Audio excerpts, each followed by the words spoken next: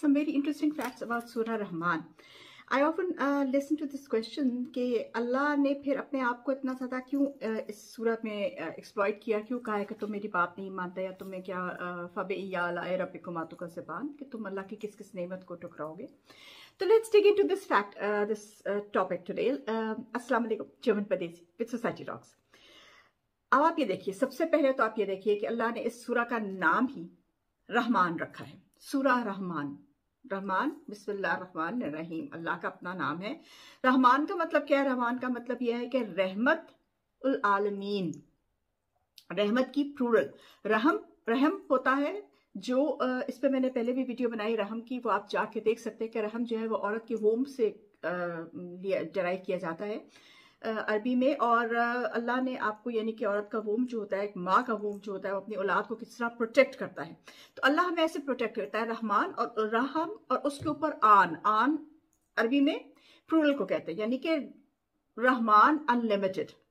तो ये तो सबसे पहले होगी इसकी डिस्क्रिप्शन सूरह की. उसके बाद हम आते हैं कि हम देखने में नाउज़ुबिल्लाह ऐसे लगता है जैसे सूरह जो है ये बड़ी गुस्से में है, और सच कहूं तो है भी.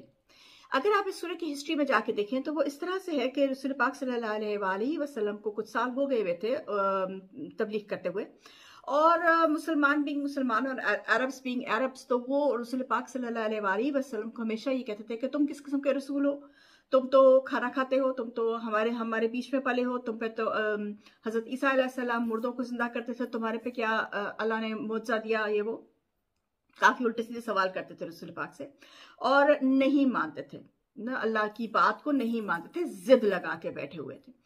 उस पे अल्लाह ने सूरह रहमान उतारी थी कि क्या तुम अल्लाह की जो रहमतें हैं, क्या तुम लोगों को नजर नहीं आती, अंधे हो.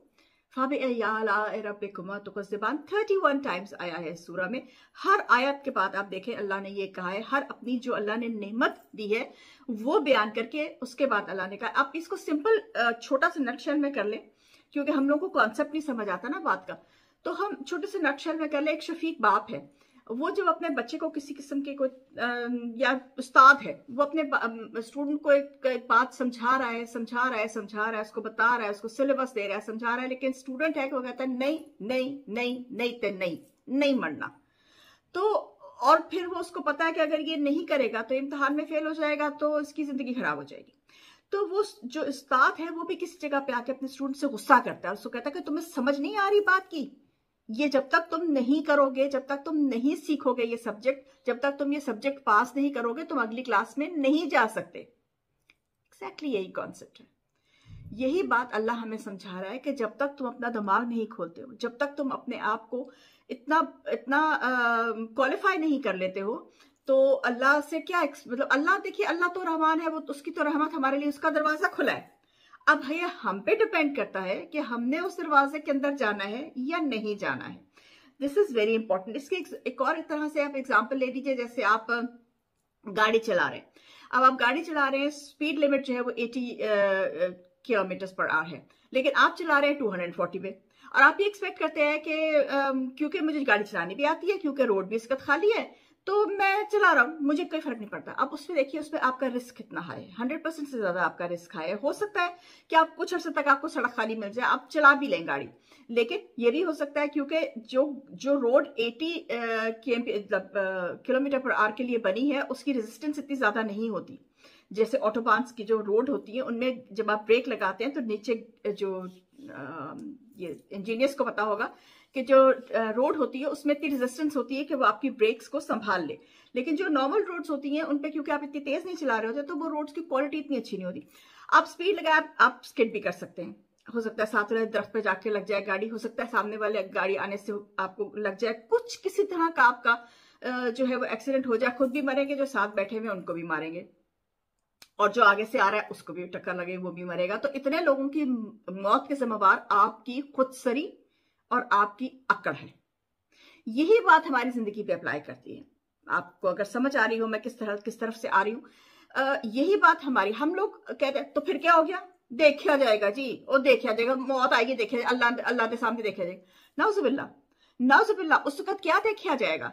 उस वक्त आप अल्लाह के सामने खड़े हो कि आप पॉलिटिक्स करेंगे? उस वक्त क्या अल्लाह के सामने आप खड़े हो कि अल्लाह को ये कहेंगे कि या अल्लाह मियाँ ठीक है, कोई गल नहीं, हो गया, जान दे हुन? This is not gonna happen.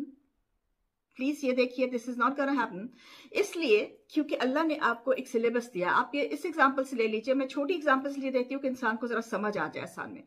अगर आपने अपना ए लेवल्स या अपना फेलोशिप या अपना मास्टर या अपना बैचलर्स, कोई भी आपने टेस्ट अपना देना है, उसके लिए आपको एक सिलेबस दिया जाता है। आप ये पढ़ें, आप इसमें से याद करें, इसमें से सवाल आएंगे, आप सवाल कर दीजिएगा, आप पास हो जाएंगे। अब आपने सवाल तो पढ़े नहीं, सिलेबस तो खोल के आपने देखा नहीं, सिलेबस जो अंग्रेजी में लिखा है अंग्रेजी तो आपने सीखी नहीं, ठीक है। अब आप कहते हैं कि जी मैं अपनी जुबान में, चलिए अपनी जुबान में पढ़ ले, वो भी खैर बहुत अच्छा है, लेकिन फॉर द क्या कहते हैं मैटर ऑफ आर्गुमेंट, आपने वो जुबान तो सीखी नहीं जिस जुबान में आपको सिलेबस दिया गया है। अब आप कहते हैं कि मैंने सिलेबस भी नहीं पढ़ना, मैंने याद भी नहीं करना, मैंने इम्तहान भी देना है, ठीक है, और मुझे पास भी करो। Are you for real? मतलब आप क्या एक्सपेक्ट करते हैं कि आप जिस काम का आपको कहा गया है वो तो आपने करना नहीं है, लेकिन आप मार्क्स फुल एक्सपेक्ट करते हैं अल्लाह से? ऐसे तो नहीं होगा ना। फाब अय्याला रब्बिकुमा तुकस्सिबान, और तुम अल्लाह की किस किस नेमत को जुटलाओगे? अल्लाह ने आपको जिंदगी दी है, you are breathing in and out, आपको एहसास नहीं होता ना, क्योंकि आप बगैर सोच समझे ब्रीथ कर रहे हैं, लेकिन ये अल्लाह की कितनी, उससे पूछिए जिनको सांस नहीं आता। आप खाना, आपका फंक्शन सारा सही है, उनसे पूछिए जिनकी किडनीज फेल हुई हुई हैं, उनसे पूछिए जिनको हार्ट अटैक हुआ हुआ है, उनसे पूछिए जिनको डायबिटीज है, जो खाना नहीं खा सकते। तो आपको एहसास होता है कि आपको अल्लाह ने किस कदर नेमतों से नवाजा हुआ है। आप छत पे बैठे हुए, आप खुले समान, अब उससे पूछिए जो बेचारा बाहर सड़क के ऊपर बैठा हुआ है, उसको एक छत की जो है वो वक़्त का पता होगा। तो इस बात का ध्यान रखिए, ये सूरा जो है ये बहुत, एक्चुअली ये सूरा जो है ये रहमत की सूरा है। ये अल्लाह ने अपनी रहमत हम पे नाजिल की है, हमें बताने की कोशिश की है, अगर हमें समझ आ जाए हमारे कुंद दिमागों को कि अल्लाह हमसे किस कदर प्यार करता है, कि वो हर अपनी जो दी हुई नेमत है उसके बाद कह रहा है कि समझो, क्या तुम खुदा की नेमत को झुटलाते हो? समझो।